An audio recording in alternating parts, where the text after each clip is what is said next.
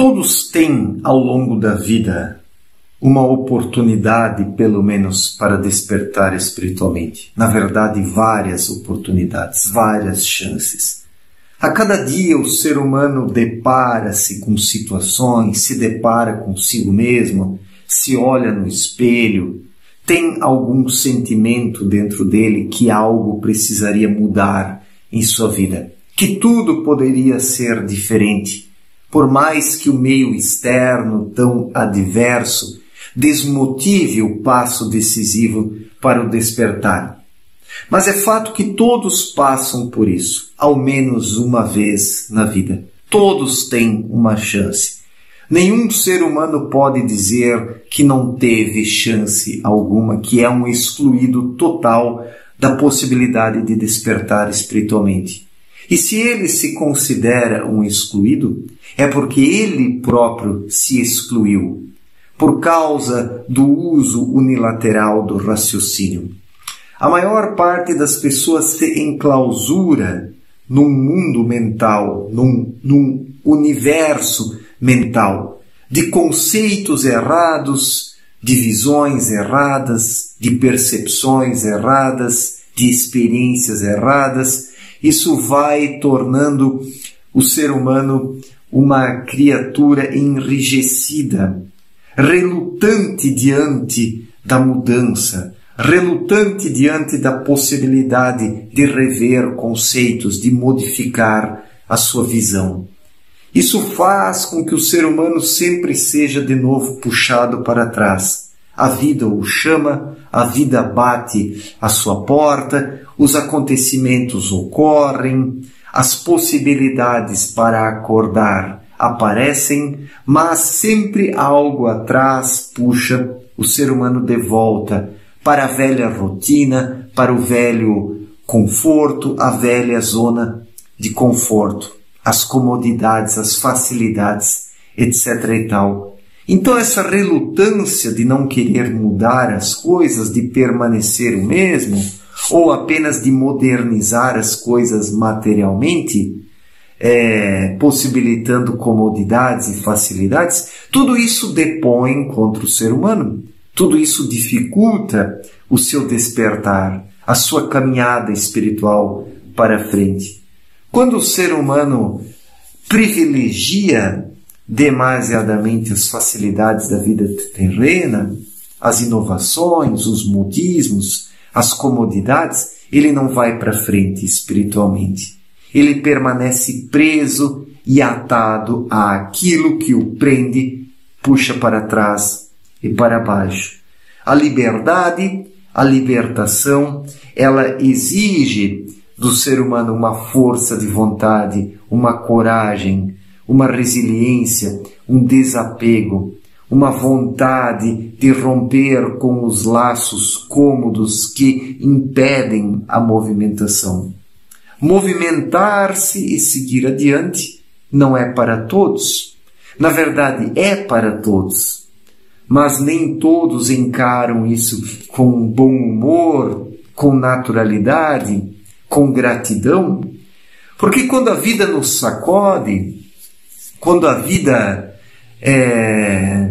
digamos assim, perturba nosso mundo de comodidades, quando a vida destrói nossas ilusões, isso é algo positivo que precisamos encarar com gratidão. Quantas coisas na minha vida deram errado e hoje eu olho para o passado com gratidão e digo, se não tivesse sido assim, eu não teria seguido o caminho por onde segui. Talvez eu não teria nem acordado e despertado espiritualmente. Eu despertei espiritualmente porque circunstâncias da minha vida me colocaram numa situação que eu tive que tomar determinadas atitudes e decisões que foram depois determinantes no restante da minha vida. E muitas vezes, na caminhada espiritual, escolhemos pelo que é certo, pelo que é melhor, na perspectiva espiritual, não porque aquilo é o mais agradável, não porque aquilo é o mais saboroso, mas porque a consciência interior, a intuição, diz que é preciso fazer assim? É o caminho estreito e íngreme do qual falou Jesus. Se o ser humano quiser ter só comodidades, o conforto, a tranquilidade, se ele não quiser ter perturbações, incomodações, ele nunca vai acordar. Quem disse que acordar espiritualmente significa ter uma vida florida, colorida e saborosa? Quem disse que assim seria? Jesus mesmo disse, no mundo terás aflições, passarás por aflições, mas tende fé. Quem tem fé, ele segue adiante. Se o ser humano tiver uma fé, dentro dele, mesmo que seja uma fé do tamanho de um grãozinho, de uma semente, isso vai germinar, isso vai se desenvolver, isso vai crescer, isso vai dar frutos. Quais são os frutos da fé? Os frutos da fé são as conquistas espirituais, são os avanços, são as caminhadas que se empreende ao longo do caminho, com seus aprendizados, seus ensinamentos e o fortalecimento da vida interior. Então a fé, ela precisa encontrar dentro do ser humano um espaço de dilatação. Mas quando falo da fé, não me refiro à crença cega, porque isso que as religiões ensinam é a crença cega, é a submissão às regras institucionais das religiões. E isso aprisiona. Isso agrada apenas o cabeção, apenas o cérebro, mas não é o cérebro que deve trabalhar pelo desenvolvimento espiritual, mas o próprio espírito se libertando das correntes do cérebro preso ao mundo terreno com suas comodidades. A libertação é um processo espiritual de dentro para fora, onde o espírito se expande, arranca o cérebro da influência das trevas e passa a usar o cérebro como um instrumento. Assim o cérebro se torna um instrumento luminoso, quando o espírito o gerencia, o administra e o utiliza. Isso fornece ao ser humano uma percepção aguçada para tomar decisões efetivas em sua vida, onde o raciocínio precisa cumprir o seu papel como instrumento. Quando eu promovo aqui críticas ao raciocínio, não estou dizendo para não pensar, para não raciocinar, para não usar o cérebro, mas sim para arrancar o cérebro das influências trevosas, enganosas e colocá-lo a serviço do espírito. Então, sim, o raciocínio ele desempenha um bom trabalho, um bom serviço como um servo do espírito, como um instrumento, para que as decisões adequadas e as ações adequadas possam ser tomadas e realizadas aqui na vida terrena. Então é assim que o ser humano precisa agir, é assim que o ser humano precisa atuar.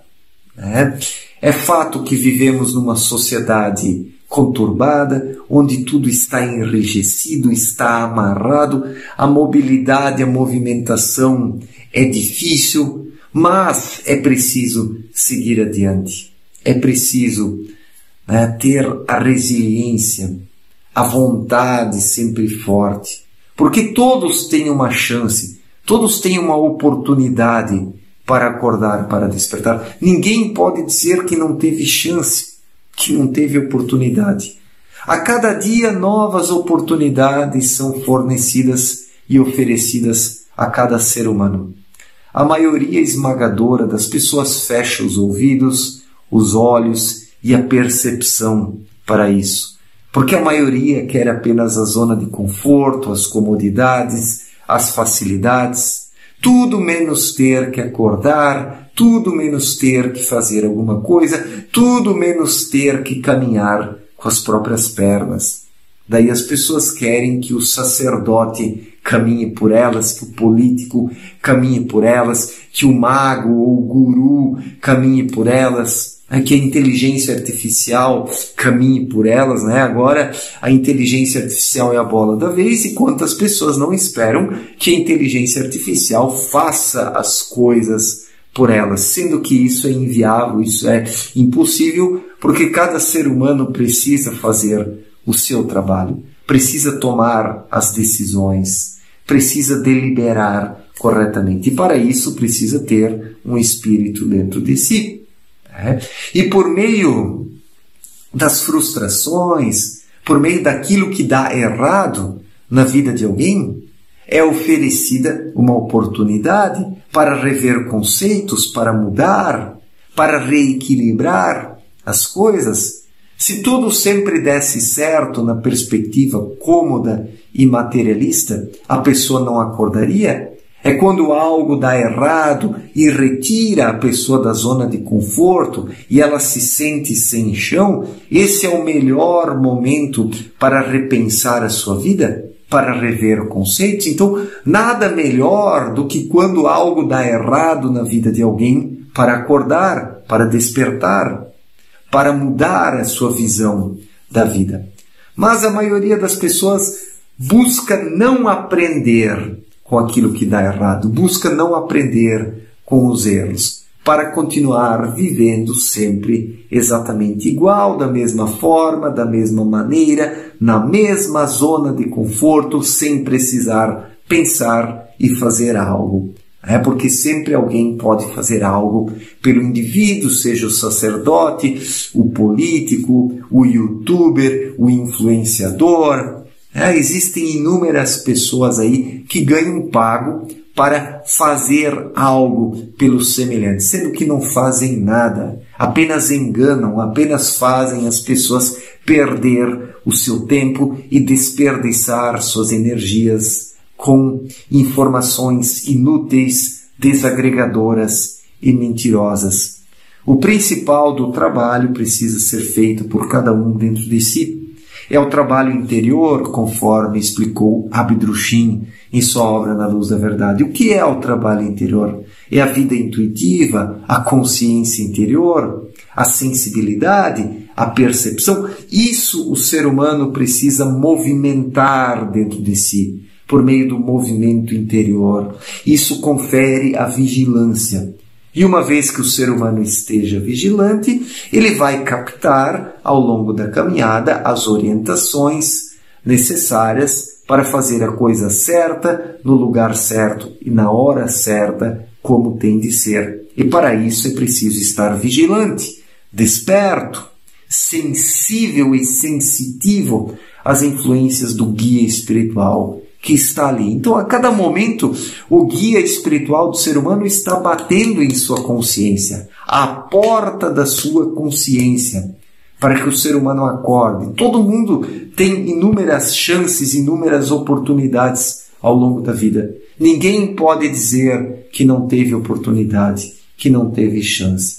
Apenas os mais fracos, os mais acomodados, é que vão dizer que não tiveram chance, que a vida não os ajudou, sendo que esses indivíduos é que constroem muralhas em torno de si, com as pedras das comodidades, do conforto, da preguiça e da indolência, para não ver o que está acontecendo e para não ouvir. Mas a vida vai derrubar essas muralhas das comodidades. A vida está derrubando essas pedras, estes tijolos de comodidades. A vida está sacudindo essas muralhas de comodidades para que as pessoas acordem. Todos serão sacudidos.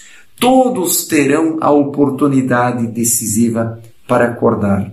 Mas a maioria, infelizmente, ainda vai optar pela zona de conforto e vai colher, em detrimento disso, a condenação.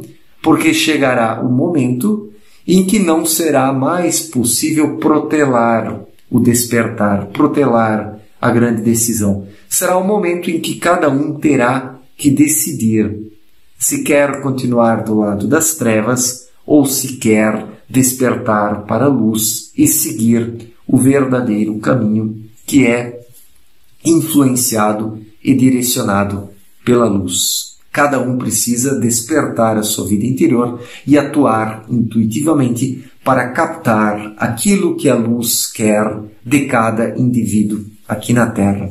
Certo, gente? Muito obrigado pela atenção, um forte abraço para todos e até a próxima. Valeu, gente!